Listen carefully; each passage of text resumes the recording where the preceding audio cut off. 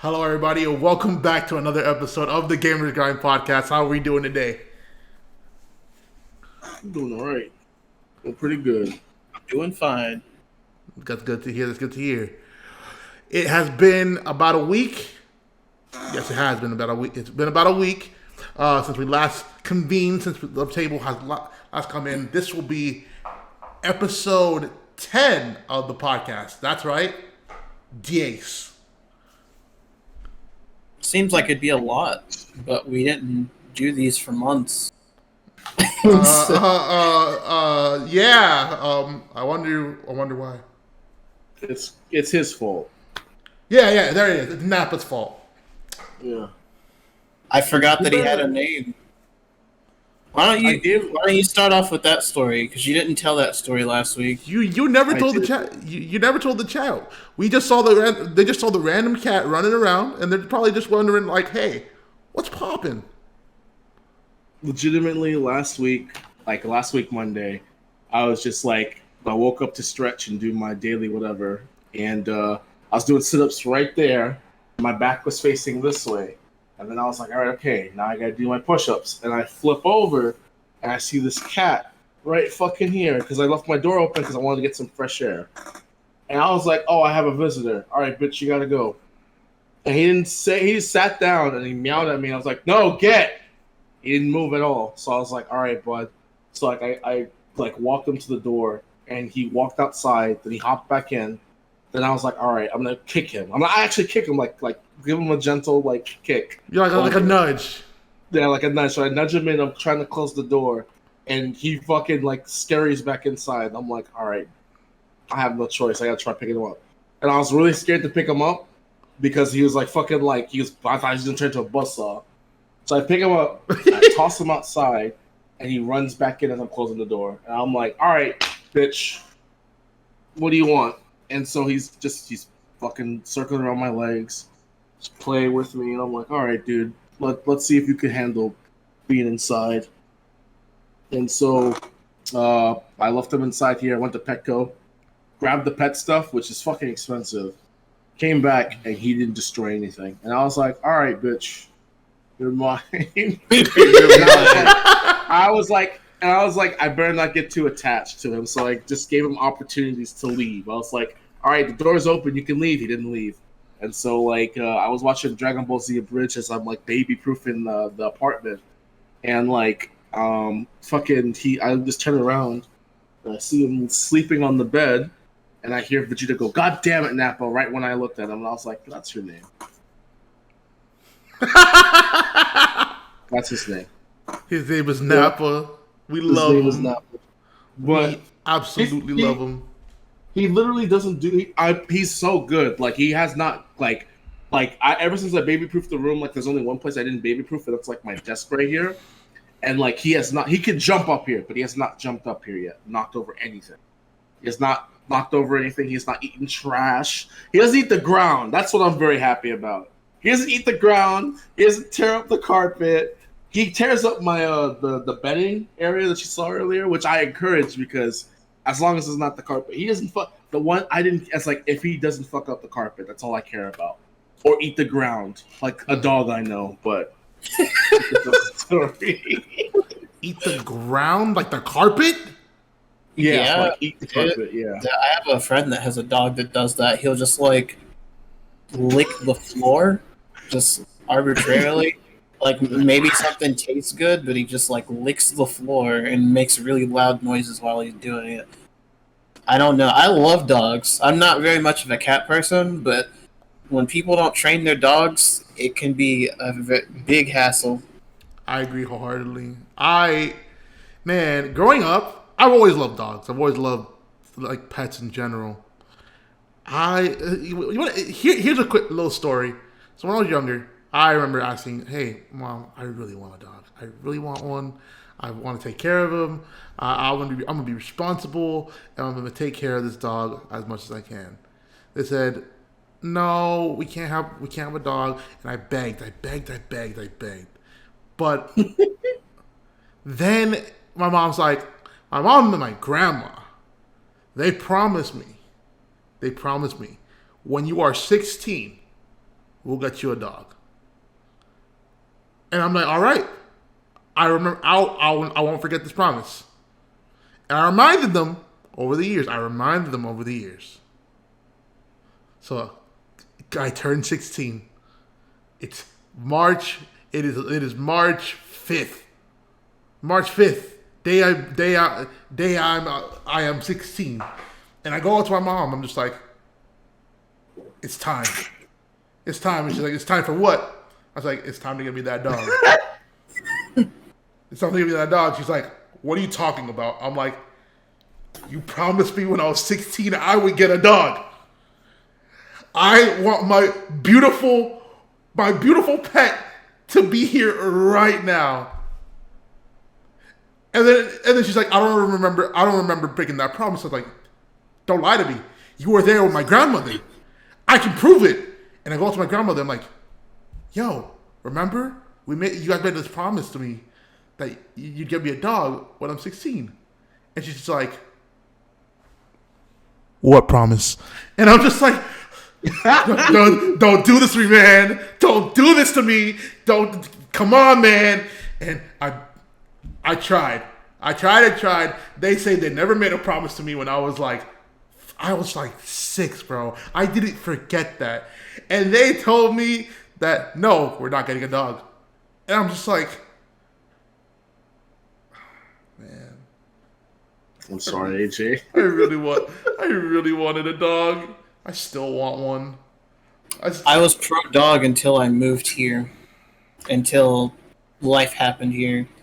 Because my roommate has a dog, or had a dog, and that dog was the absolute bane of my existence.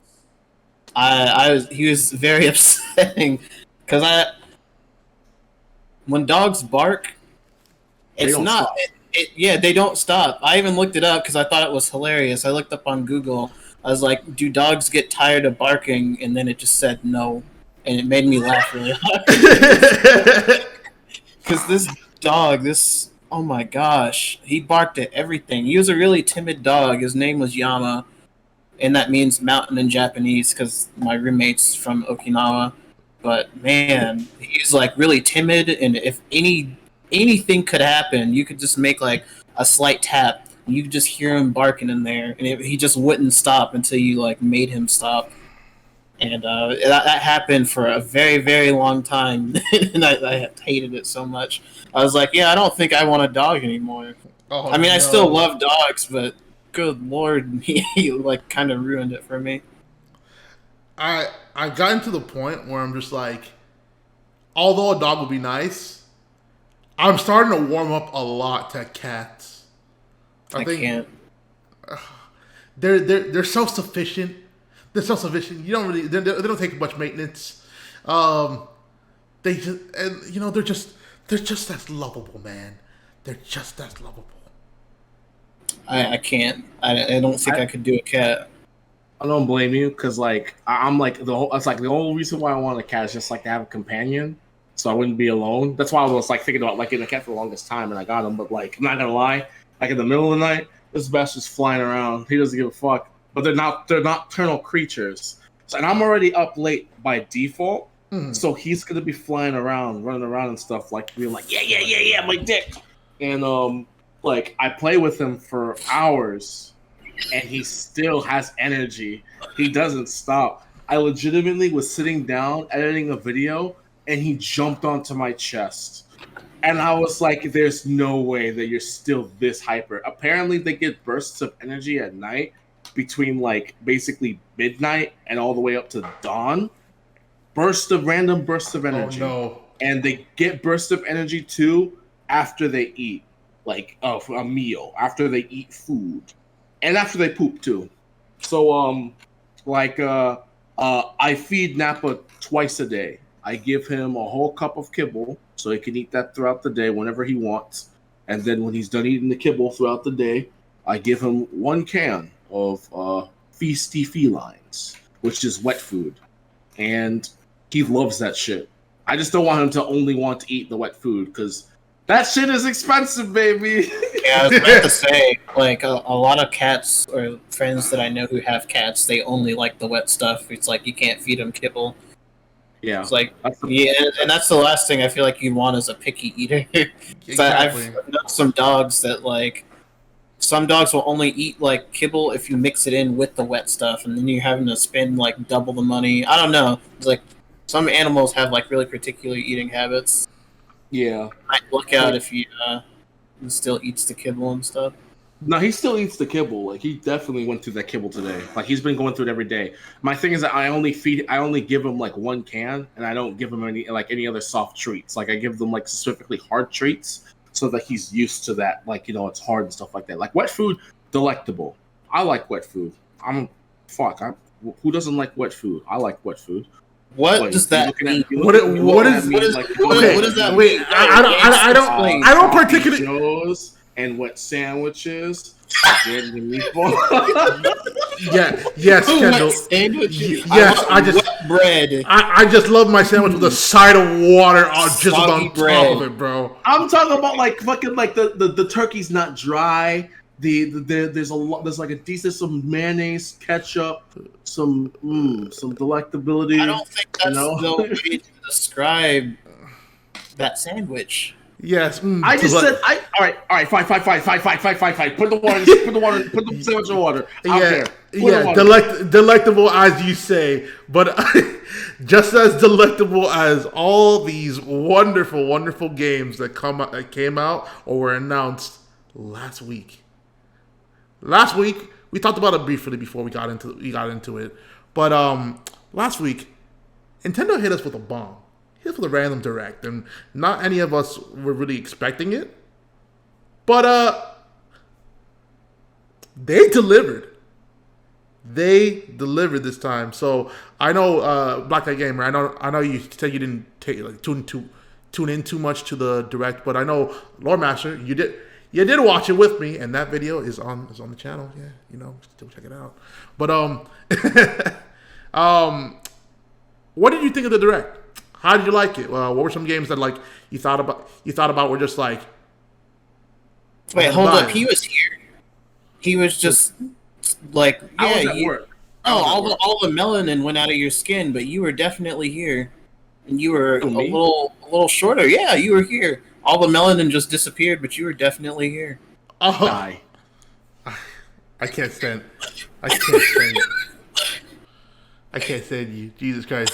Yes, it was Lore Master, Black Eye Gamer, and Lore Master's friend Cam, and me. We all. Pick Luigi. Pick Luigi. Yeah. Pick Luigi. Okay. And all three of us, we all tuned into the direct, and it was pretty fun. It was a pretty fun time. I usually watch the directs alone, but getting to watch it with a group of people also made it a lot more fun. That sounds sad. You watched them alone? To me? Yeah. I know he's like, I usually watch them alone. Those are like events. Those are like the times where you got to get people together and like celebrate potentially if it's good. I mean, I'll watch the direct and then I'll hop into a call with some people and then we'll chat about it. But like, I usually don't watch the direct like in a group. So it was fun doing that. I probably want to do more of that going forward. I'm just surprised you hadn't done it previously. Those are like I don't blame AJ. Yeah, like hearing somebody's reaction to something they really like want to see or like have been anticipating is like, I don't know. I feel happy for them. I've just always liked watching them in groups. That's just me. I usually do it for E3 presentations. That's when I usually maybe I'm on a Discord call or stuff like that. But usually most directs they usually happen in the morning, and I'm usually working during that time, so I don't. It's kind of hard for me to. That's understandable. But if I'm available, because this E3 I was at work, and I work at a call center, so I literally was taking calls, and then on my other screen I had the E3 running, trying not to react to things that were happening. Right. But yeah, Nintendo hit us with a lot of crazy games. We saw Kirby, we saw Bayonetta, we saw what else did we see? We saw a new Dungeons and Dragon game by Yoko Taro. There was so much. Nintendo 64 Online. So talk to me. What do we think? Well, I guess what are you most excited for out of everything that you saw? What am I most excited for? Yeah. That is a good question. That is a good question. I want to say that, well, one, Bayonetta 3 definitely interested me a lot. Uh, you know, there, because that trailer was like jam packed. We saw it's a new. This is like a new Bayonetta, or it's a new voice actor for Bayonetta, and people have been theory crafting a lot about what this could mean for what's to be expected in Bayo 3, because the Bayo we see, if you guys have played Bayonetta 1, the Bayo we see, she has a similar hairdo as the little girl Cereza you see that in the game. So the theory is that this is that little girl. This is that little girl all grown up, which it's supposed to be Bayonetta. It's supposed to be Bayonetta, but the theory is that this game is gonna have multiple Bayonettas from, like, I don't know if it's from different timelines or such, or there's gonna be like alternate universes, something along those lines. And I don't know if I'd like that. Alternate universe sounds plausible because it's like in Bayonetta 1, Cereza did look up to her older self, so it'd be natural for her to grow up and be like a similar way. But I don't know how I'd feel about like Spider-Verse Bayonetta. It sounds kind of strange. I mean, Like, Too much butt. Yeah. I mean, yeah. Too much butt.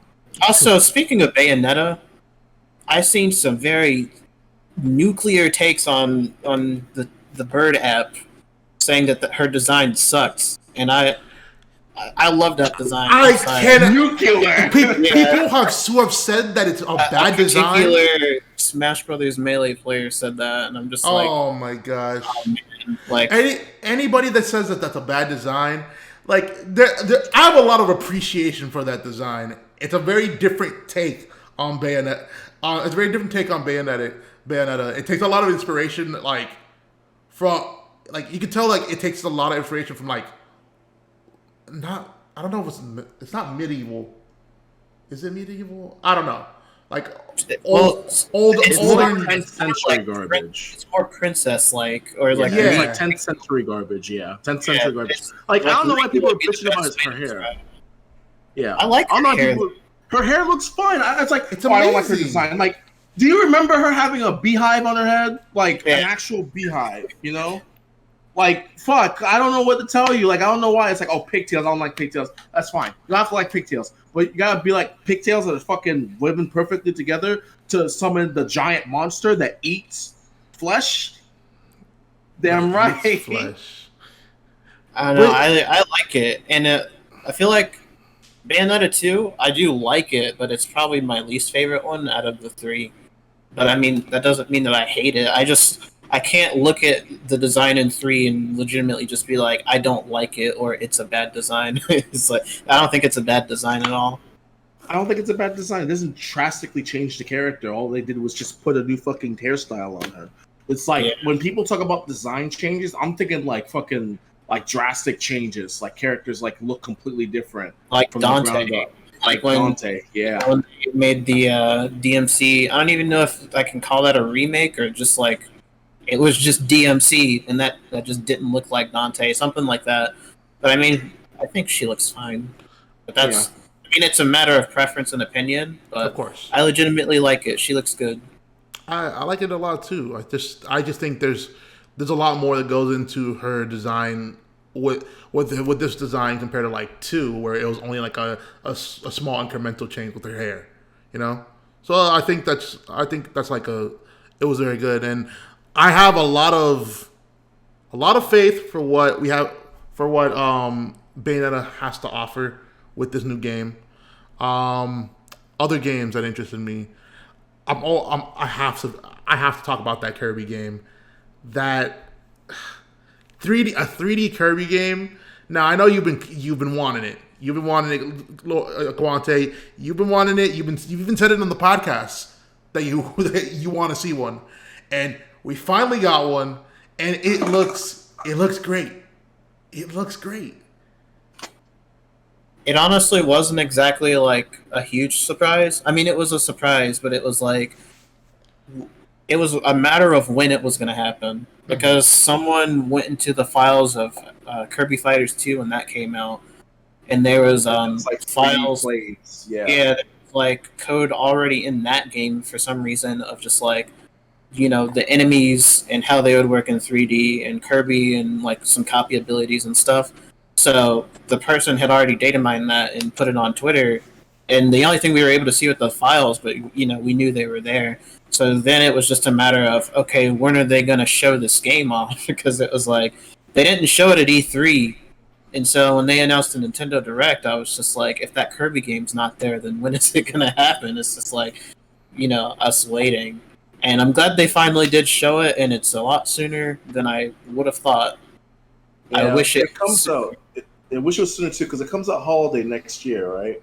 No, it comes out in spring, so it could be like March and beyond March, there. I feel like, April. yeah, Kirby would probably just be an April type game. I'm only saying that because I think Star Allies came out in like April 2018, so that's what I'm assuming. But I'm really excited for it. I don't get to talk about Kirby much. I feel like I've talked about Mario and Sonic ad nauseum in these podcasts, but like, I really like Kirby. I have a lot of Kirby stuff. That's probably like my second or third favorite like video game franchise. I love Kirby a lot. So Interesting. Yeah, Kirby it looks really interesting. And also, the game's gonna be littered with a bunch of lore garbage, like actual lore that's gonna blow your fucking mind. Like I said, that's where my username comes from. So, yeah. How do you like? Because like AJ, I don't know how much you know about the Kirby lore, but there's a mass amount of it to where it actually matters from game to game, and they just confirmed that Kirby is an actual Elder God, basically, like a young version of an Elder God. He comes from one, yeah. Yeah. Like, and so, where you go from there? You like pause the game on like when you're fighting a boss, and it'll just tell you like some facts about the boss. But like when you're on the final bosses in particular, it'll say like some really just weird stuff. It's just like one of the final bosses is like a guy controlling a computer, but if you pause the game and look at it, it's like the computer has literally like uploaded itself to his psyche, and like dead. It's like using him as a power source and controlling him. Yeah. And every time you hurt the boss, you can hear him screaming. You kill a couple Kirby characters, like President Hulk, and then like you find out that the reason why he's evil is because he's trying to resurrect his daughter and fails to, and realizes that his daughter was alive this entire time, but he dies. Yeah, he doesn't realize that his secretary is his daughter, and she's like helping him try to take over the world and stuff, but he doesn't know that it's her, so his dream is like still to resurrect his daughter. Yeah. And then he just dies without even realizing that it's her. Yeah, by activating or creating a whole star, a wish-granting star that goes way back to like Kirby Superstar. It all ties together. Yeah, it's a lot, dude. There's so much more. I could talk about like Kirby lore like all day. You just like talk about like the bosses and how they all have like lore and stuff like that. Massive lore. King Dedede fucking broke up the star pieces to stop fucking Nightmare. Yeah, like it's crazy. Like it's like there's a reason for everything. It's pretty crazy, and it's not even a lot, but it's enough to flesh out the game. So where you're just like, man, this is pretty cool world building. Even though I've just been eating everything for the entire game. That's super interesting that you guys mentioned that, because like I thought I legit thought there was zero lore in Kirby. I thought it was just like a game to game thing where like because I remember. Listen, I remember it's like what 11 or 12-year-old Choco getting Kirby Squeak Squad for Christmas as a gift, beating it in a day, and being like, "Wow, I did this all for a slice of cake." You're telling me there's more to that cake?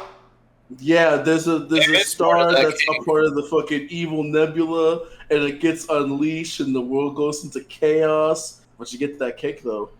Dark Nebula is dumb. That's probably like the dumbest version of like. Yeah, I don't Matter think ever. there's a bad Kirby game, but I think Squeak Squad is probably like the weakest Kirby game that exists. What Mass And Attack? it's not that's not even saying that it's bad. It's just Kirby Squeak Squad. And Dark Nebula is not really a good final boss, in my opinion, at least compared to like every other thing in the whole series. Like Zero and Dark Matter and the evil Like- fucking Saren sisters and the fucking Council of Evil. Bro, I want to know how they fucking add more lore to the shit that we already know. Like fucking Highness being fucking like a part of the ancient ones that helped develop the Nova Star, some bullshit like that. I don't get it. It's a I don't Kirby get it. game, and they're just like, yeah, this guy gets really angry and creates his own religion so he can revive an elder god and destroy the universe, like stuff like that. It's just like it's Kirby, but that's what Kirby has become. It's like Kirby slaying a giant godlike creature at the end of every game. Yep. Wow. So I'm actually now you guys brought that up, I'm actually interested in learning more about what kind of lore they're gonna add in. Because holy crap, I gotta learn about the Kirby lore. I did not know I did not know it got that deep. But There are a lot of videos out there, like they're going into good detail explaining everything. It's a good watch. It's a good listen. Honestly. Basically, if you play Star Allies, that's basically almost like a Kirby origin story. You can sort of like put the pieces together and sort of figure out where he comes from, I guess. okay, that makes sense. But on the side, like, yeah, Kirby, it looked good. It's exactly what I thought a 3D Kirby game would look like. You know, the running joke was, the running joke was, hey, we finally got The Last of Us on Switch, and the setting looked exactly like it's an abandoned city. You find all these cute little enemies. Did you see the gorilla? The gorilla. You saw me, right? Saw me. I thought you didn't watch the video. I did. I saw it all. I saw it all. So that was me. That was you. Saw me get pissed. He was pissed. He was pissed. And He was pissed. He was looking through that crack, and Kirby could lost his damn marble. and then, like, everything about that trailer was just like, this is what I want from a Kirby game. And I like, you know, first they did, they put a lot of effort into Breath of the Wild. Then, you know, obviously we've been waiting for Breath of the Wild to come out, but then Nintendo hits us with Metroid Dread, which is on the horizon. It's almost here. I can almost taste it. Now they're like, now we got a 3D Kirby game that looks it looks good. It looks good, and it's just like Nintendo is saying, bro, we gotta hit our moneymakers, bro. We gotta hit our moneymakers. We gotta hit the things that people like, because that's how we keep our audience. It feels nice. It feels nice. It feels nice for Nintendo to finally listen. Realistically, like Mario Party Superstars looks so fucking good. Like, legitimately looks so good. It's like, it's the one thing every Mario Party fan, like myself and Quante's, been asking for. Just fucking give us boards from the old games, give us old items from the old games, and we'll be happy. Just upgrade. Yeah. You don't have to do much, and we'll be happy. It has online play. You have leaderboards for mini games, and hopefully, if people buy the game, which they will, I really hope they bank into DLC for boards. They need to, because five boards. 5 boards is good. Yeah. Well, I want 10 boards. Give me 10 boards. Even just hit the even number. Like, that's what I don't like. It's like, why is Woody Woods the only board from Mario Party 3? Like, you have 2 boards from Mario Party 1, you have 2 boards from 2. Why not just throw that extra one in there? Unless there's like some hidden unlockable, like a Bowser, yeah, big, like a Bowser one or something. Yeah, that's what I figured. But I think just put like a third, like Spiny Desert or something. Even though Spiny Desert is kind of, I don't know what they could put in 3. Yeah, I don't like a lot of 3's boards. Waluigi, they could put Waluigi Island, honestly. If they put in Waluigi Island, I would be very upset. I'm just saying. You pulled out Spiny Desert, I give you Waluigi Island. No, I feel like Waluigi Island would 100% probably be the one they would pick. But I'd say like Spiny Desert probably would be the one. That would be my pick. Because I don't like a lot of the boards in 3. So I was glad. I was like, yeah, sure, I'll take the vanilla white bread Woody Woods board, because why not? Yeah, it's fine. Like, I have a feeling that, like legitimately, like, that whole testing online to see if people would play it, and then, like, people were playing it like crazy, where it's just like, all right, okay, we're going to do this, and they did it. I have a feeling that they should definitely, like, they probably will. It would be stupid for them not to make DLC for the game, like boards. I really want them to, because I think that would be a very long-lasting game. Like, that'll be, especially with online. And I mean, I would totally I don't think the game would age. Yeah, I would totally be down for them to do something like a Super Mario Party 2 where we get brand new stuff. But I would be very content if they were to just keep adding on to this. Because it's like a legacy thing. It's like, and they're calling it Superstars. Like, heck yeah, dude. Keep on adding to it. And then you got 100 boards from the whole series. It's like, they could do DLC packs where like, okay, here's boards from 4, 5, and 6, and 7, or, you know, whatever. It's like, give us the GameCube stuff too, because the GameCube stuff was great. I want Pirate Land. Pirate Land is great. I want what not Pirate Land, Pirate Dream. Well, Pirate Land and Pirate Dream. Pirate Dream's pretty good. Pirate Dream is really good. Yeah. But what was it called? So in 4, I don't know, dude. 4 boards are so ass. No, Shotgun Temple would be legitimately keep 4 away. Keep anything from 4 as far away as possible. Board wise, yeah. Like, imagine if they put in Toad's Midway Madness. Toad's Midway Madness? Yeah. I'd throw up everywhere. I would be like, this game is dog shit now. No, that'd be bad. But I am very excited for it. And they put in Yoshi's Tropical Island. Like, I feel like all the boards that they put in are stuff that you could legitimately, like, have fun with. Or there's just, like, a good amount of events per board. Especially with that one, because the star switch feels like every 5 seconds, so... I don't know. Mario Party 1's, I like it. A lot of people don't, but it's just nice to see that game getting some love. Because they're never going to re-release it. So, might as well put some of that stuff in a new game so people can still experience it. Unless, of course, on to the next subject, since I am a god. The eShop for fucking for the Nintendo 64. Unless they put it on there. That was definitely a headline that I actually wasn't expecting them to say anything about it. Like, I know that everybody was just like, well, eventually they gotta do it. I was actually under the impression that, like, it's not happening, bro. So when they dropped the eShop, then they said, okay, going forward we're gonna be doing Nintendo 64 online and Sega Genesis online too. I'm just like, okay, sold. You got me. I'm here for Genesis. I did not expect. I felt like it was around that time. Like, I was even saying it before. I was like, it's just time for N64. But Genesis, that's crazy to me. We can finally finish Gunstar Heroes. Bro, yeah. I thought about that. I went back and watched the Direct again. I was like, oh, Gunstar Heroes is on there. It's like, we can finish what we started. They really wanted the partnership with Sega for this. Bro, remember Sega's advertisement said, Sega does, 1 in 10 don't. Like, bro. We live in a different age. What a time. What a time to be alive when Nintendo's the one showing us Sega stuff. That's crazy to me. And I don't know. I know they showed a couple other titles that were going to be updated over time.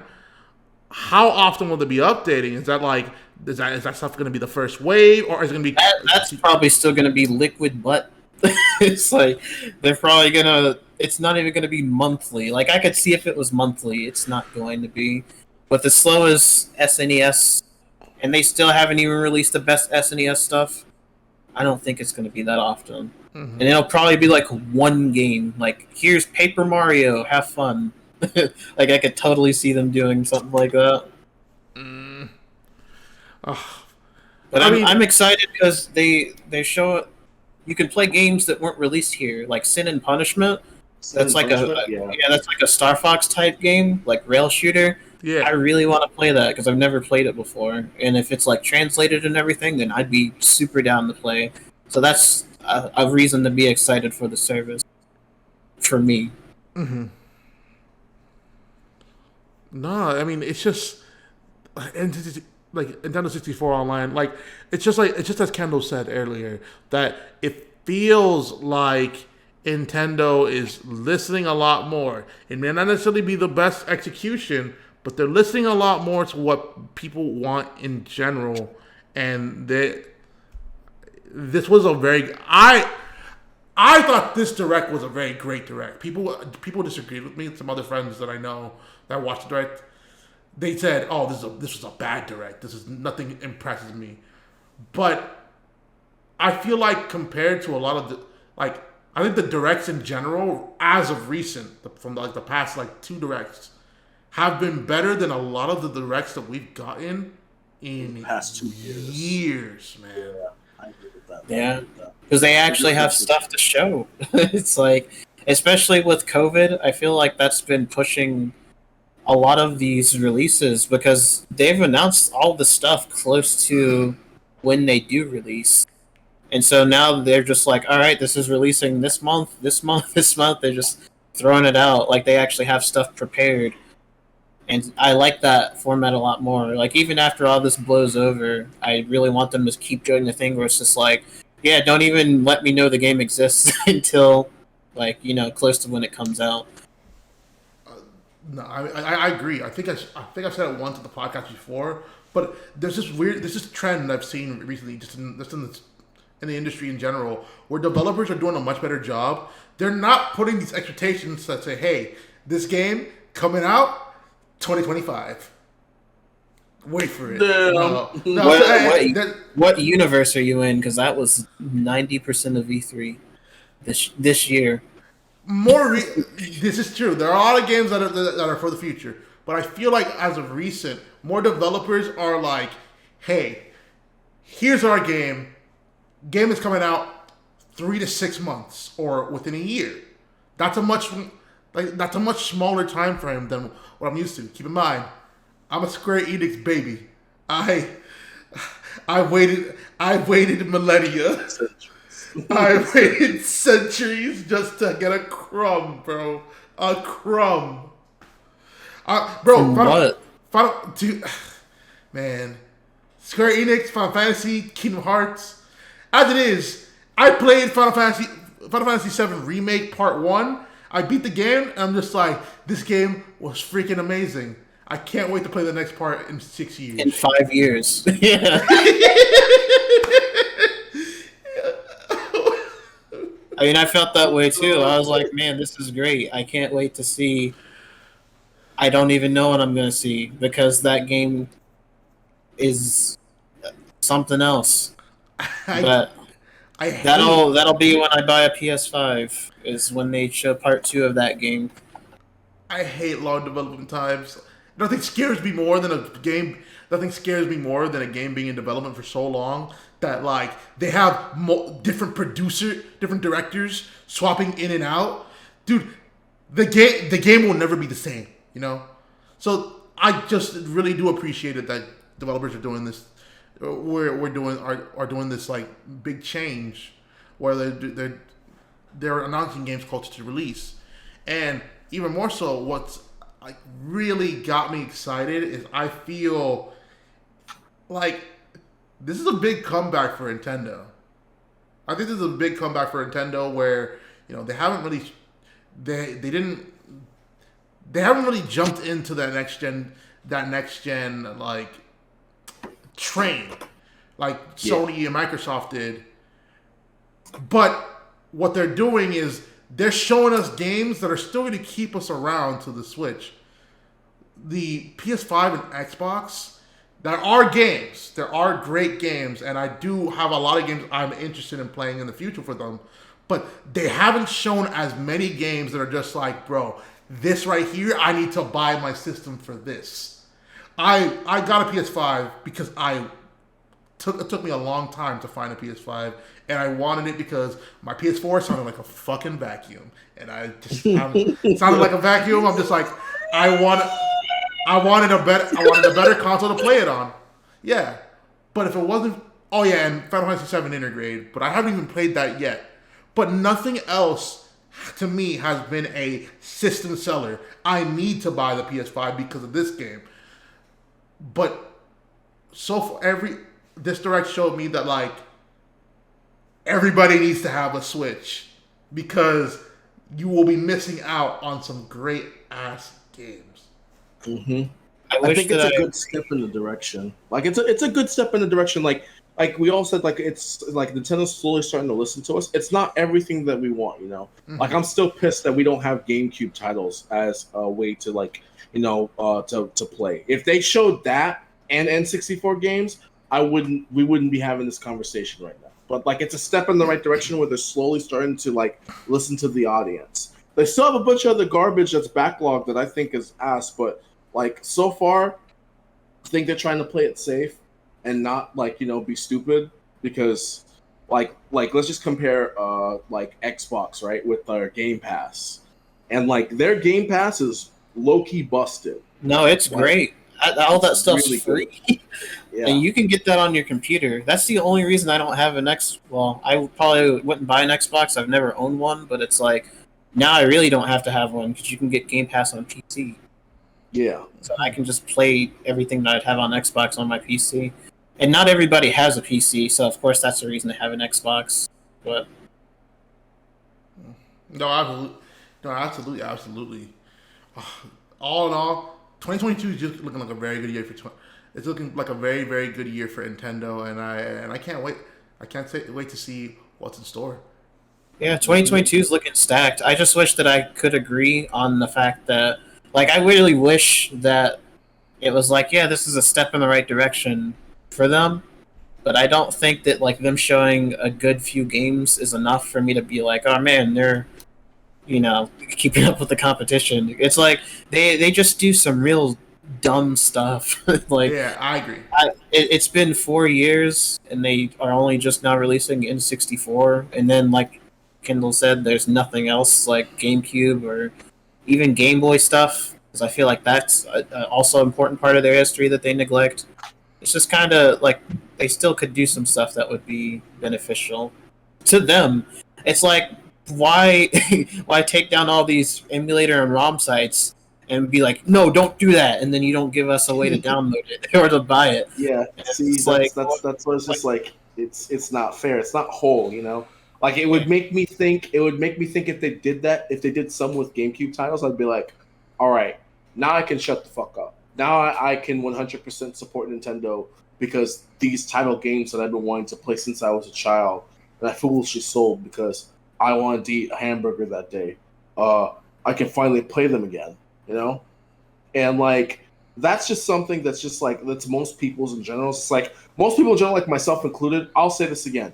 If there was an eShop with like GameCube title games that you could purchase for $25 each, $30 each, I saw Luigi's Mansion on there, like I just wanted to collect them. Damn right, I'll pay $20, $30 for Luigi's Mansion, even though it's a 20-hour game, not even. Like Luigi's Mansion, that's like a 5-hour game. Yeah. Facts. But it's so weird. I want them to do well, and I want them to, you know, release more stuff. Because I mean, of course, I love Nintendo. This has been like what I've grown up with. But I definitely think there's room for improvement, especially compared to the competition. Because I don't really know much about the PS5, but what they do have to offer is good. Like, I don't know what they showed very much of in their state of play. I mean, Project Eve is one that sticks out for sure. And then like the Spider-Man and Wolverine games, stuff like that. Like they got a good showing too. Yeah. Xbox had I feel like with Microsoft, there was a lot of the same game that I saw. Like I saw like 3 zombie horde games. And I'm just like, okay, this is becoming I think the one difference of one of them is like a vampire zombie, and I'm just like, okay, maybe. It's just little things like that. So, I mean, like I said, I think these are small steps in the right direction. They're not making leaps though.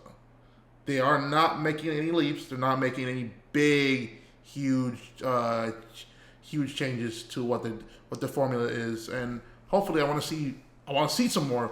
I want to see some bigger changes and stuff. You know.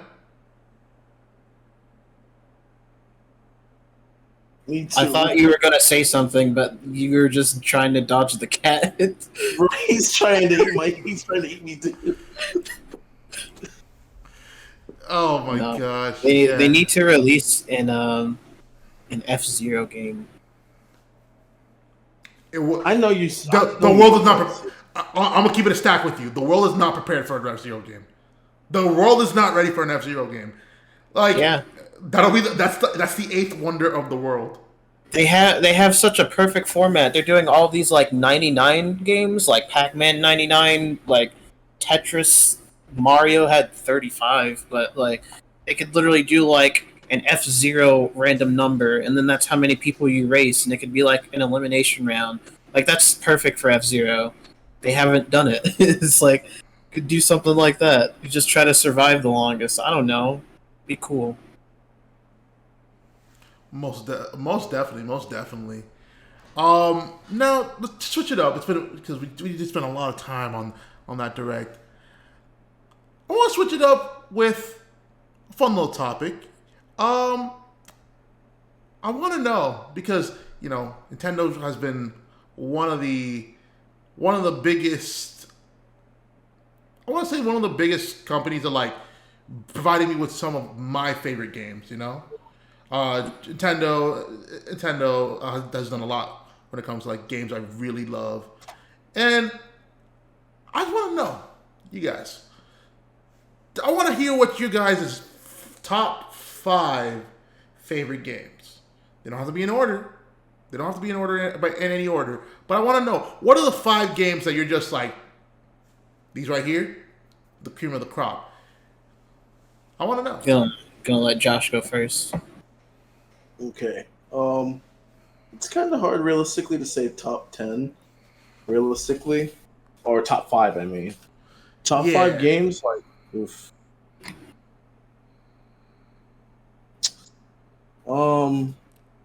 Thank you, God. Oh my God. Oh, I can sit up again. Wind Waker, Thousand Year Door, Sonic Adventure 2. Let's see. Breath of the Wild, because that was pretty fair. It was a really good game. Oh, that's 4, right? That is 4, correct. Oh, God. See, it's hard. It's really hard. I don't have like in Super Mario World. Like Super Mario World's the number 1. It's like a perfect platforming game, like 100%. Like nothing comes fucking close. I mean, I might wipe off Breath of the Wild for Undertale, because really? I've been playing that game. I've been playing that game a lot recently because of Deltarune, and I was like, yeah, this is a lot better than I thought it was. Like 100%. That's pretty interesting. I mean, I know I played a decent amount of Undertale. I never ended up finishing my run, which I do have to revisit that when I go back to streaming. But I never beat the game. But like, that game had like a charm to it that like not.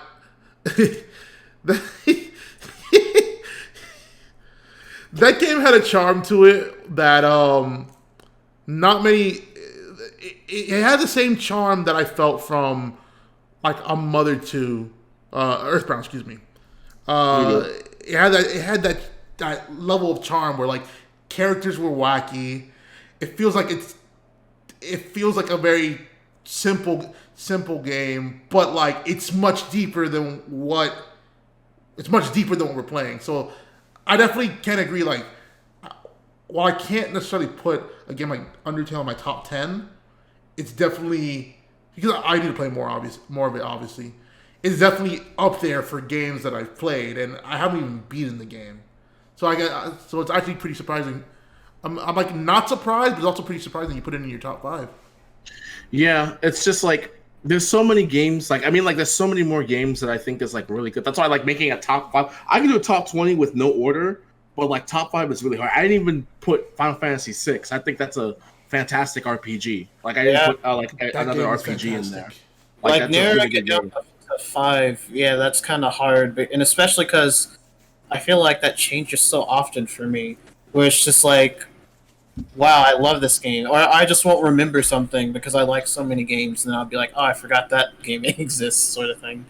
So hard. 5 is definitely hard though, but yeah, 5 is hard. It's like it's really hard. You got. I mean, like even though I fucking like suck at Melee, I love Melee for what it is as a game. Like, yeah, as I say, as a game, Melee is awesome. I had so much fun with Melee as a kid. It's a fucking great game. I think it's like the second best, it's the second best Smash game when it comes for single player content. Like the second best one. Brawl leads, and like it's still a fantastic game. I poured hours into that and Brawl, playing that game casually. Adventure mode and story mode and Brawl. It's like it's top 5 games. It's like there are definitive like really like close. They're just combined together. Like, you know, some games like kind of waterfall over, like RPGs and stuff like that. Like I said, Thousand Year Door and Thousand Year Door. Like there are 2 games on my list for top 5 that I believe will never age. Like no matter what happens, art style won't change. You don't have to buy like basically upgrade. All you need to do is have like the HDMI converter and be able to play it. It's Wind Waker and Paper Mario. Those are 2 games that I 100% firmly believe that no matter what happens, they won't age because of the art style that has in the game. Like 100%. That's both Paper Mario and Thousand Year Door. It's like, fuck, you know. Those games are pretty goated. I will not lie at all. I definitely enjoyed Wind Waker a lot. I played a lot of that game. I remember buying it from the used. I found it on a GameStop in the used game bin. In the used game bin when like games were still like they were almost like they're almost out of GameCube games, and I just found it there, and I poured a lot of time into it. And I know I said do a top 5. I know I said do a top 5. I would do a top 10, but I feel like that can get be here for we be here for millennia. But it doesn't necessarily have to be your top 5 of all time. It could be your current top 5, because I think that's a little bit more fair. Because like as you said, top 5 kind of like fluctuates and stuff like that. Bro, like it's hard. The games that usually stay at like the top are usually like your number 1, maybe 2. Those usually don't change. But like the top 5 is all about what's on the menu at the time, you know. Well, what about yours? This right here. So I've thought about it a bit. What I will never take away from number 1 for me, and it may not necessarily be the best game ever, but it's the best game ever for me. That is Kingdom Hearts 2. I will never take that away from number 1. I will never take it away from number 1. I don't know. I've never played Kingdom Hearts, so I will never take away Kingdom Hearts 2 from number 1 for me. Now, following that, games in no order. Definitely gonna put Tales of Symphonia. That game, I've said it multiple times. That game to me is like that game is almost near perfect. It's what made that game so good. It's not just the game itself. It was at the time that I played it, enjoying it with my friends, just like really investing myself into it and just having a blast. That game, goated game, and it hurts me that they haven't done anything to like bring it back bring it back. It's the remaster. It's kind of bad. The remaster is it's okay, but it's a very dated game, so it's hard to go back to. But even if I don't get the chance to go back to it, now the game will forever be within the top 5. The newest addition to my top 5 is Hollow Knight, actually. Ooh, Interesting. that's a video game. I didn't, I never originally I didn't get in with the hype of Hollow Knight and such. The first time I played Hollow Knight, I was convinced to try it out on stream, and I did. And I played like late nights, just going in, exploring, trying to figure out where to go, going from place to place to place to place. I asked no questions. I asked 0 questions. I told the stream no spoilers. Nobody could spoil, and that was my one thing. Thankfully, the people who all came into the chat, not a single person, no, they didn't leak a single thing, and that game was just an experience. You're exploring all of the hollowness. It's this whole connected area where one passageway can lead you to a completely different portion of hollowness that you didn't know before. And as you get new abilities, you're finding connections to other places you've been to before that connect all. It just all connects. All the bosses were interesting. Some of them made me rip my fucking hair out. I will admit, Watcher Knights, that was almost the last straw. That was literally almost the last straw. But there was this feeling like beating a boss in Hollow Knight. It was the best feeling ever, man. Because you had to learn these bosses' patterns. You had to figure it out. You had to understand it. Sometimes the bosses have like jank hitboxes, and you get cheese sometimes. But when you finally do it, it feels so freaking good. Oh man, I remember the pop off I let out when I beat the final boss. I won't say what it is for anybody that wants to play that game. Go play that game. It was an ass. That final boss, I screamed, bro. I screamed. I'm like, yes! And oh man, so Hollow Knight is definitely within my top 5 video games of all time. Or current top 5, excuse me. Let's see. I've said Kingdom Hearts 2, Tales of Symphonia, Hollow Knight.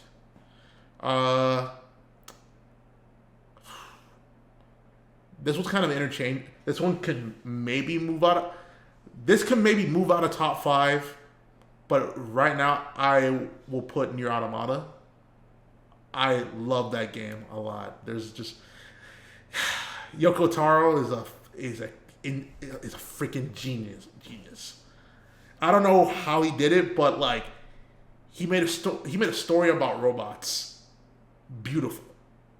It's just a beautiful story. I don't really know how to describe it. It's just that game, like just playing through it. It was amazing. It's not the most complicated game to play, but there's these like deep ass concepts that are littered all throughout the game. You question your own humanity in the game, right, man? Because you're evil. What do you want me to do? Man. And it's just, all in all, like that game, love that game. Love that game wholeheartedly. Music. The music is really good. Oh, Keiichi. I'm surprised that wasn't the first thing you mentioned. I could write a whole thesis on the music. Keiichi Okabe, that is my father, bro. That is my father. I love his work, and I actually do listen a lot to the. They have the Nier Replicant and Nier Automata soundtracks on Spotify and Apple Music. I actually listen to it a lot. I love it. Yeah. Oh man, just thinking about that game. Just thinking about that game makes me happy. That game was so good. I want to play it again. I haven't played it since 2017 when it released, and I really liked it. I haven't even gotten the final route in Replicant, and I still need to do that. So you just reminded me. But yeah, I need to get back to that. I actually need to do more. I've only done the first route of Replicant. I know I have to revisit it, but I said, Oh man, yeah, you got to go through the rest of that, and you'll hear. I feel like if you do that, I'm not sure if Automata will be your favorite anymore. Not, I mean, I thought it was really good, and I haven't even played through the whole game yet, but definitely like the second route of Replicant is great, and I think you'll like it. You should probably go through that. I definitely do have to. I definitely do have to revisit it. That is definitely on the menu for a game that I have to revisit. I do have Tales of Arise. I need to get through that game. The game is long. The game is long, but we'll get through it. For the final game, it's another Tales of game. Now, not as many people played it.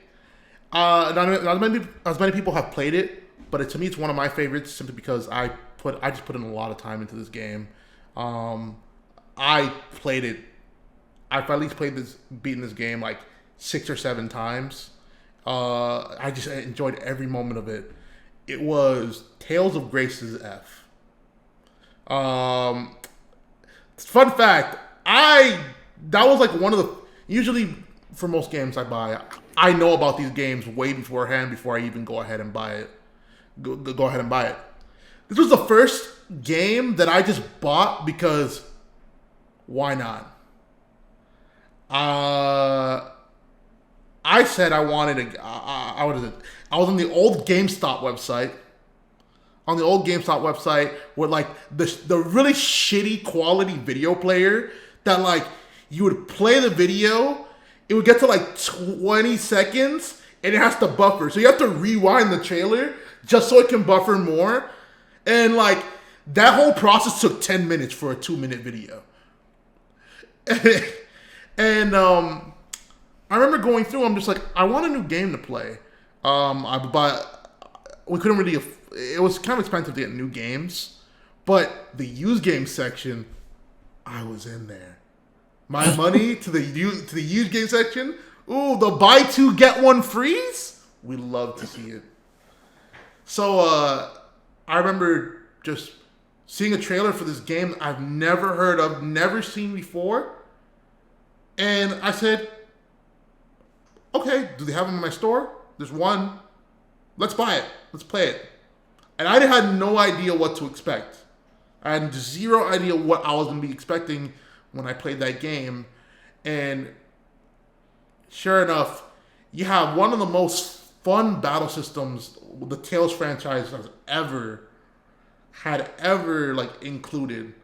It was one of the best battle systems. The music was great. All the boss fights were very fun. It was all engaging. There was so much to do in the game.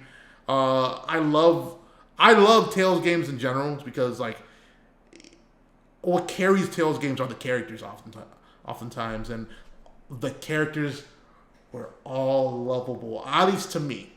And yeah, Tales of Graces, it may not necessarily be in everybody's top 5, but like that game's in mine because like I associate a lot of games with like a lot of games that I've enjoyed over the time. I do think about where was I like mentally at that time? Where was I mentally? What was I going through during that time? And like how did I play that game? Did I play it with friends? Did I play it alone? All that stuff. And I just had a lot of fond memories just like, you know, playing on my own, playing it with friends.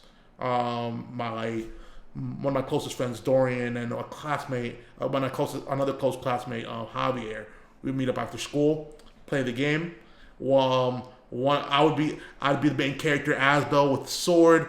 My boy Dorian was playing Pascal.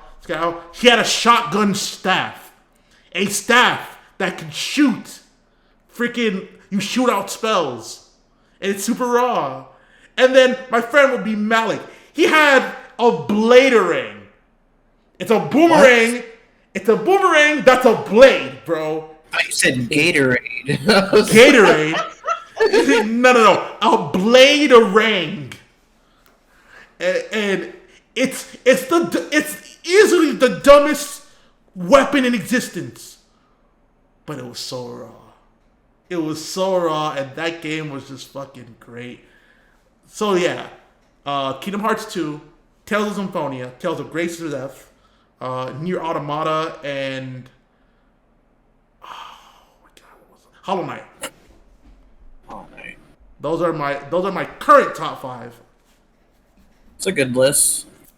As for me, this is just from memory because I've played so many things. I feel like I like so many things that I don't know, but I do have 2 that are sort of just like they will always be 1 and 2 no matter what. And I don't think anything could ever change that. And number 1, obviously, Super Mario World. That will almost always be my number 1. We've talked about it ad nauseum on the podcast, pretty much for the exact same reasons Josh mentioned. I mean, when he said another platformer could never touch it, I was just like, yeah, I agree with that. Honestly, that's just like the closest thing to me to a perfect game. Perfect platformer game, yeah. Yeah. And it's just like, yeah, there are a lot of platformers that I like, but I feel like that's a game that I could go back to and play it endlessly. Like, it was sort of funny to think about when you said, oh yeah, I really like this game. I've beat it like 6 or 7 times. And then in my mind, I'm just like, man, I wish I knew how many times I've beaten Super Mario World. It's just like, Too many fucking times. like I've literally lost count, like, of the amount of hours. Like, at this point, you think that I'd like it so much that I just start speedrunning it or something because of the, like, with as much time as I put in that game, I might as well just learn to speedrun it or whatever. And I feel like Donkey Kong Country, that'd be my number 2. Just original Donkey Kong Country, Super Nintendo. Is I like it for a lot of the same reasons. And those are 2 games that I had for Super Nintendo when I was younger, because I didn't have very many. I had like 3 games. I had Mario World, Donkey Kong Country, and Mario All-Stars, which technically Mario All-Stars makes it like a lot more than just 3, but those were the only things that I had to play until I got my N64. So I have a fondness for all of those games in particular, but Mario World, DKC, definitely top 2. And then when you get to the other 3, it can get a little out there. But I feel like if I have to pick a number 3, it'd probably definitely be Dragon Quest XI. Because that was a game that I was not expecting to really like as much as I did. I didn't think that I was going to hate it, but it was sort of just like one of those things that you get on a whim. And I feel like the best thing that they did was they released the demo for it. And they were just like, all right, you download it. I forgot how long it was, like the first hour of the game or so. I forget exactly how long it was. But I played it and I was just like, man, this game looks amazing. And it was just, I think that game is probably the best looking Switch game so far. Like, even still to this day. And then the music's great. Well, actually, no, it's not. I lied. The music's like okay, like the main overworld theme is not great, but you can switch it to Dragon Quest VIII's overworld theme, and then it becomes, great. But the characters are awesome. I feel like that's my Super Mario World for RPGs, is Dragon Quest XI. I don't feel like any RPG could ever top that one for me. Really? Yeah, it really holds a special place in my heart, especially because it's like you said earlier, you sort of try to think of like where you were at the time you were playing the game and just like what state you're in. And I was in a very bad place. Like I was not in a good place at all, but that game sort of carried me through every day. I just would wake up and play it, and it made things a lot better for me. So I like Dragon Quest XI a lot. It's a great game. I definitely recommend it if you like just turn-based stuff or just classic RPGs, but yeah, it's good. And then for a fourth one, this is just going to be like 90% platformers. Okay. But definitely, it's really hard for me to choose between Metroid Zero Mission and Super Metroid. Because they're both kind of similar in a lot of ways. If I was to pick one, it would be Zero Mission. And it is funny listening to you. You're describing what you like about Hollow Knight, and I'm just like, man, if only he played Metroid. It's just like talking about how all the world interconnects and stuff, and just like, man, you need to play more, or like other stuff. Not to say that you shouldn't like Hollow Knight. That's a great one too. I still haven't even beaten it yet. But yeah, that's why I'm so excited for Dread. Dread's gonna rock my world for sure. I'm actually super excited for that game. That game's. I want that to. Like, don't get me wrong. I know I can play the older Metroid games, but I still feel like I want to get in. Dread is a very good way to get in, and it's gonna be a very good way for me to okay, so this is a 2D Metroid now. Let me revisit the roots of this. Let me go to the roots of it. Let me understand where it comes from. It's kind of hard. Sometimes it's hard for me to get into an older game, sometimes. And then I also think that when it comes to, I can find. Let's say I end up liking Dread a lot. Well, then I can go back to the older games and then find a new appreciation for the game for the more modern game. But sorry to cut you off.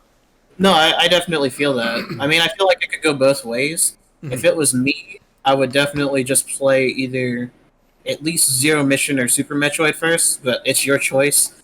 But I feel like all of those games, they are all so good. I mean, with the exception of the first two. The first two are great, and they both have remakes. So, I mean, there's no reason not to play them at this point, because Zero Mission is a remake of Metroid 1. Yeah. But they're so high quality that I think that it wouldn't matter where you start. Well, I'm not going to say it wouldn't matter where you started, but I would definitely just, my personal opinion, play the older ones first. Or at least the remakes. Because Zero Mission, I feel like you play that game and you just fall in love. And then Super Metroid has a bit of a learning curve, but it's definitely still good. And what helped me get a good appreciation for those games, especially Super Metroid, was playing randomizers. It's like if Nintendo really listened to us, put a randomizer in Metroid Dread. I'd love that. Yeah? Yeah, then they'd really be listening to the fans, but they'd never do that because it's Nintendo. Yeah, they never do. Don't. You got too much dip on the chip. Yeah, but it helps me appreciate them more because, especially Super Metroid, because you can just in a randomizer, you go in any point in the game and just find something random and still be able to get through the game, just with speed running tricks or who knows what. I don't know. It's just fun to mess around in those games. Yeah. And then number 5, I guess I could choose Sonic Mania, but that's also just for personal reasons because I was in a really bad place when I played that game too. Because I didn't really have anything. I didn't have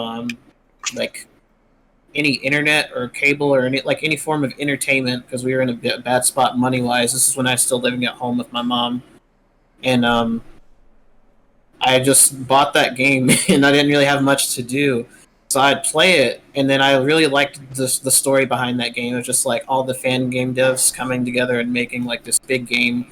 It's a dream project for them, and I was just man, I'd really like to make my own video game one day. And so that was when I started coming up with concepts for my own game, and it's sort of tied to that in a sense, where it's just I made a design document for my own platformer while playing Sonic Mania and having a big appreciation for that. Mm-hmm. And so yeah, that game will always just hold a special place in my heart for that reason, and it's just a good game. I mean, Sonic Mania, yeah, amazing game.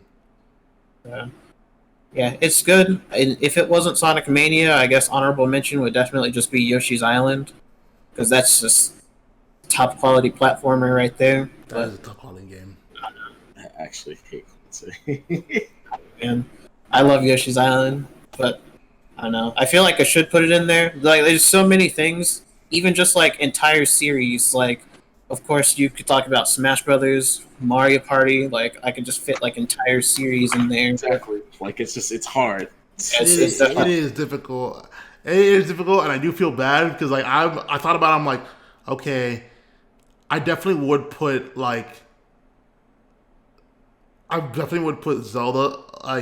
Zelda Skyward Sword somewhere within the top 10. I don't know where, but I definitely put it there. Pokemon was something I considered because Pokemon Platinum was definitely that was that game for me, man. That was that game. So I know what you mean. But yeah, there's so many games it's interesting to see like the different answers because like as I said earlier, a lot of what makes these games like impactful for everybody is why every game is different is because it's all about when did you play that game, how did you play it, what was going on in your mind at that time, where were you as like as an individual, were you somebody who was avid at gaming at the time, were you somebody who's just brand new, and like all those little things make up for so much of like the just overall experience or enjoyment of a game. I'm a firm believer that like when it comes to just gaming in general, why I love it so much is that I have so many fond memories of like these just individual moments of like just enjoying myself. I know we talked about it in another podcast about like a memorable boss fight, and I said that hey, seeing Sonic and Shadow in space in Sonic Adventure 2, fighting a galactic lizard connected to the moon, shooting lasers, while Crush 40 is screaming, live and learn through your fucking ears. Like, that moment being like a young kid was so fun. I remember, another example, Legend of Zelda Ocarina of Time. Even though it's not necessarily my favorite game of all time, I remember me and my neighbor having like played through the game. We would go over to each other's house and we'd take turns. Whenever one of us died, we'd continue on. And I remember beating that Ganon fight. We both popped off, man. It's like those little moments are like what makes gaming so good, and I'm excited for what new games are to come. I'm glad you brought that up again, like that particular topic, because I was mad at myself. I thought about it and I was like, what did I say? And I didn't bring up Kirby at all. I was just like, man, Kirby has the best final boss fights in any series I've ever played in my life. and I'll stick by that. Like, and that's why I have my freaking username. I said that earlier, but Magalore and Kirby Return to Dreamland, the best final boss. I love that boss so much. So I don't know why I didn't say that. That's like the most obvious answer for me. Yeah. But that's why I like Magalore so much, because his boss fight's cool. But I just need to get that out of my system. No, yeah, speak your piece. Speak your piece. Let them know. Let us know what your favorite boss fight is, guys. If you guys like this podcast, you guys like what we do here, please throw us a like. We want to make more and more podcasts for you guys to enjoy. If you guys are watching it, in the comment section, let us know what's the most memorable game. Let us know what's the most memorable game that you guys like have. What's your favorite games? Let us know. We want to know. We want to talk to you. I like hearing what these different answers, because everybody's experiences with games is just very different. My top 5 is very different from Black Hat Gamer's top 5, and Black Hat Gamer's top 5 is significantly different than Lore Master's top 5. And yeah, like I said, I think the games coming out in 2022 and onwards, I have a lot of excitement, because I know that these games could easily rewrite my top 5. Or I don't know. Kingdom Hearts 2 is not going anywhere, but this can definitely rewrite a game in my top 5. And yeah, I mean, that's just gaming. Gaming rocks, Gaming rocks. Top 5 just feels like whatever I'm feeling at the moment, or whatever I remember exists. It's hard. Yeah, it's just like it's hard. Even if I were to sit down for a good hour and list all the games that I've played, it would be hard. It'd be very hard. There'd be legitimately 2 games that I would put as number 1 and 2, but everything else, it's so close you could slip a tiny ass piece of paper through it. I feel like if this was planned, if we knew that we were going to talk about this, I could try coming up with a comprehensive list and be like, okay, this is everything. I hate hopefully you. everything that I've played. You're right. Like, it would be one of those things where it would just be like, for comparison's sake, go back to the topic like a much later date, and then just be like, all right, what's your top 5? And then it'll probably just be different. And so I feel like that's one of those things you could visit like multiple times. No, for sure, for sure. And we can definitely revisit this topic in the future. Everybody, to thank you guys for tuning in. This has been a great episode. This has been a really great episode. I love seeing what's to come for games. I love hearing about what we all enjoyed, what we're all looking forward to. There's a lot coming to this industry that's gonna be great overall. Black Cat Gamer, where can they find you? You can find me at Dr. Black Guy Gamer at Twitter. And do you like Smash Brothers Ultimate? I'll tell you what, you like Smash Brothers Ultimate? Me too. I like clips. I like clips so much. I've decided to make an entire channel called Smash Ultimate Micro Clips, where you get to see as many clips as you want in 15 seconds or less. Bite-sized entertainment for infinite fun. It's a blast. Check it out. It's on YouTube at Ultimate Micro Clips. You heard it here first. At Dr. Black Eye Gamer, on Twitter.com, or show some support to him on YouTube. Ultimate Micro Clips. Is that correct? Yes, Ultimate Just Micro did it Clips. because WarioWare, and I don't like him. Just want to. Oh man. And Lord Master, with all the anger in your heart that you're about to unleash on Black Cat Gamer, please let us know, where can they find you? On the Bird app, twitter.com at LoreMaster95. But Lore does not have an E. Lord does not have an E. That's why LOR Master95 on Twitter.com. And as you know, I'm Choco Taco. You can find me on Twitter.com/ChocoTacoFGC. You can find me on Twitch, twitch.tv/ChocoTacoFGC. I do stream.